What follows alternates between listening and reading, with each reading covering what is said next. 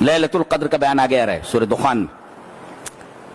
آج کیا ہوتا ہے اور اس رات کی اتنی اہمیت اور عظمت اور فضیلت کیوں ہے؟ اس لیے کہ اسی رات میں یہ نازل ہوا ہے. اور یہ رات 1000 مہینوں سے بہتر ہے. خیر من 1000 شہر. راتیں تو اور بھی ہیں، رمضان میں بھی آتی ہیں، 11 مہینوں میں آتی ہیں. یہی رات لیلۃ القدر ایک ہی رات ہے، وہ ایک ہی رات ہے. اللہ کے رسول صلی اللہ علیہ وسلم کو بتا دیا گیا تھا، حدیث موجود ہے صحیح حدیث، کہ اللہ کے رسول کو بتا دیا گیا تھا کہ آخری عشرے میں کون سی رات قدر کی رات ہے، لیلۃ القدر ہے. آپ لوگوں کو بتانے کے لیے باہر آئے کہ بتا دیں کہ ارے آخری عشرے کے اندر متعین طور پر فلاں رات ہے.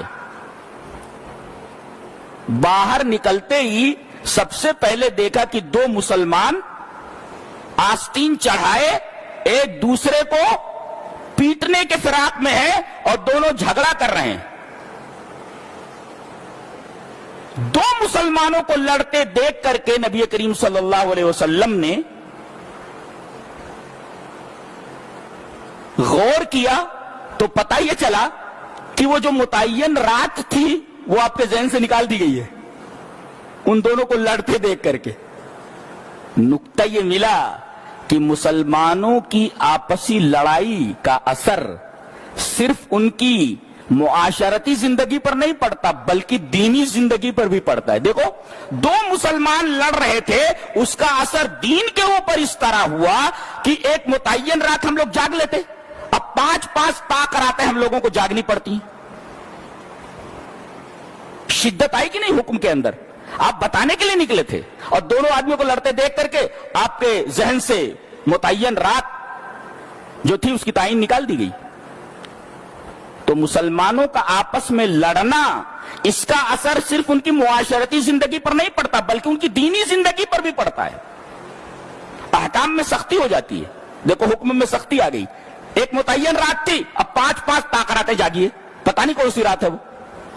بعض لوگ کہتے ہیں غالب گمان یہ ہے کہ 21ویں ہے، بعض لوگ کہتے ہیں غالب گمان یہ ہے کہ وہ 23ویں ہے، آج کی رات ہے. بعض لوگ کہتے ہیں غالب گمان یہ کہ 27 ہے. متعین تو نہیں ہے نا، شیور تو نہیں ہے. آپ لہذا یہ کہنے کے لیے کہ یہی رات ہے دلیل چاہیے. یہی رات ہے، اس کی کوئی دلیل نہیں ہے. تو یہ رات 1000 مہینوں کے برابر کیوں ہے؟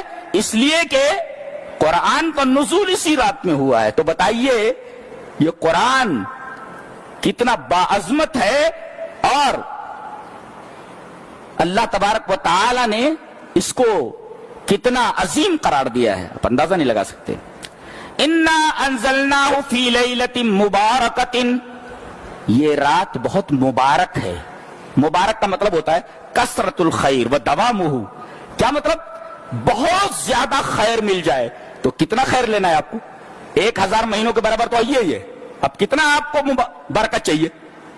لیلۃ مبارکۃ، بابرکت رات ہے. یہ ایک رات برابر ہے 1000 مہینوں کے. یہ برکت کثرت الخیر، نیکیوں کی کثرت، وہ دوامہ، اور یہ برکت دوامی ہے.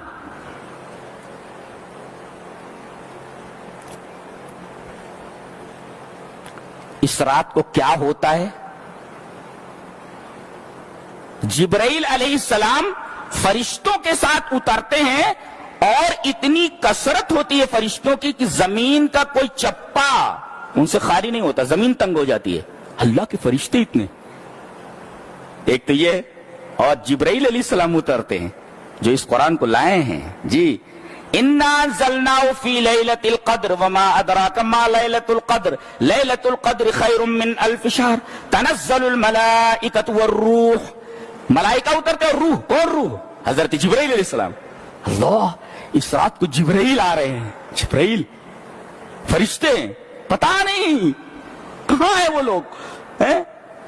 آج رات کو وہ اتر رہے ہیں سب، اگر طاق رات ہے تو اتر رہے ہیں سب، حضرت جبرائیل آ رہے ہیں۔ کیوں؟ اس لیے کہ وہی تو یہ لایا ہے، 23 سالوں میں لے کر کے اترا ہے، تو وہی فرشتوں کے ساتھ آ رہا ہے، اور اتنے فرشتوں کے ساتھ آ رہا ہے کہ زمین تنگ ہو جا رہی ہے۔ قدر کا ایک مطلب ہوتا ہے عزت، یعنی عزت والی رات ہے لیلۃ القدر، اور ایک ہوتا ہے قدر کا مطلب ہوتا ہے تنگی۔ عجیب بات ہے، یعنی زمین تنگ ہو جاتی ہے، یہ رات تنگی کی رات ہے، یعنی اتنی زمین تنگ ہو جاتی ہے کہ کہیں بھی تل رکھنے کی جگہ نہیں رہتی، فرشتہ وہاں موجود ہوتا ہے۔ وما یعلم جنود ربک الا ھو، تمہیں معلوم نہیں کہ اللہ کے لشکر کتنے ہیں؟ جی، اللہ کے لشکر کتنے۔ اچھا، اس رات کو اور کیا ہوتا ہے؟ یہ ایک رات 1000 مہینوں کے برابر، یہ بابرکت رات مبارک۔ جبرائیل علیہ السلام آ رہے ہیں، تیسرے فرشتے اتنے آ رہے ہیں کہ زمین کا کوئی چپا خالی نہیں ہوتا، اور فیہا یفرق کل امر حکیم، یہ بڑی عجیب و غریب بات ہے، اسی رات کو ہر معاملے کا فیصلہ کر دیا جاتا ہے۔ ملک الموت کو لسٹ تھما دی جاتی ہے کہ اس سال میں فلاں مہینے کی فلاں تاریخ کو یہ آدمی اٹھا لیا جائے، اگلا رمضان نہ دیکھنے پائے، اٹھا لیا جاتا ہے، لسٹ تھما دی جاتی ہے ان کو، اگلا رمضان نہیں دیکھ پائے گا یہ۔ روزی بانٹنے والے فرشتوں کو لسٹ تھما دی جاتی ہے، فلاں تاریخ کو اس شخص کو اتنا ہی ملنے والا ہے، اس سے زیادہ نہیں مل سکتا۔ جی، تو اس کے اندر ہر حکیمانہ فیصلے کر دیے جاتے ہیں۔ فیہا یفرق کل امر حکیم، ہر حکیمانہ فیصلہ، اور اس کا ہر حکم، ہر فیصلہ حکمت پر مبنی ہوتا ہے، حکیمانہ ہوتا ہے، غیر حکیمانہ نہیں ہوتا۔